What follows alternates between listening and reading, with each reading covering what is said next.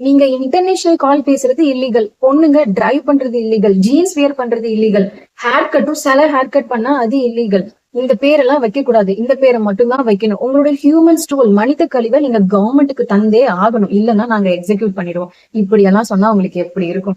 கல்யாணம் ஆனவன் கல்யாணம் முடிஞ்ச கையோட மொத போய் ஃபார்மர் பிரசிடென்ட் ஆஃப் நார்த் கொரியாவோட கல்லறையை தான் பாத்துட்டு வரணும்னு சொன்னா எப்படி இருக்கும்? ஒருத்தன் அவன் சொத்துக்கே வழி இல்லாம எக்ஸ்ட்ரீம் பாவர்ட்டில இருக்கும்போது நீ காண்டம்ஸ் யூஸ் பண்ணக்கூடாது, குழந்தை பெத்தே ஆகணும் அப்படின்னு சொன்னா எப்படி இருக்கும்? பெத்த புள்ள முக்கியமா, ஃபார்மர் பிரசிடென்டோட போட்டோ முக்கியமா அப்படின்னு கேட்டா நீ போட்டோன்னு தான் சொல்லணும். ஒரு கவர்மெண்ட் அடிச்சு சொன்னா எப்படி இருக்கும்? ஒரு அம்மா ஃபார்மர் பிரசிடென்டோட போட்டோ கீழே விழுது, தன் குழந்தைங்க மேல விழுது, அந்த குழந்தைங்களை காப்பாத்திருக்காங்க, போட்டோவை பிடிக்கல. நீ ஏன் போட்டோவை காப்பாத்தலன்னு சொல்லிட்டு அந்த அம்மாவை தூக்கி 7 வருஷம் ஜெயில போட்டிருக்கா. ஏன் மத்த கண்ட்ரிஸோட பிலிம்ஸ் அண்ட் மியூசிக் கூட இங்க பாக்குறதுக்கு அலோ கிடையாது. அப்படி நீங்க பாத்தீங்க அப்படின்னா அதுக்கு சிவியர் பனிஷ்மெண்ட் கொடுங்க. இந்த அமெரிக்கன் பிலிம்ஸ் பாத்தீங்க அப்படின்னா இம்மிடியா உங்களை தூக்கிட்டு போய் எக்ஸிக்யூட் பண்ணிடுவாங்க. இந்தியன் பிலிம்ஸ் பாத்தீங்க அப்படின்னா இம்ப்ரிசன்மெண்ட் மட்டும்தான். மத்த கண்ட்ரில எல்லாம் பார்லிமெண்ட்ல ஹக்கா டான்ஸ் போட்டுட்டு இருக்கும்போது நார்த் கொரியன் பார்லிமெண்ட்ல உட்காந்து யாராவது தூங்குனாலே தூக்கிட்டு போய் எக்ஸிக்யூட் பண்ணிடுவாங்க.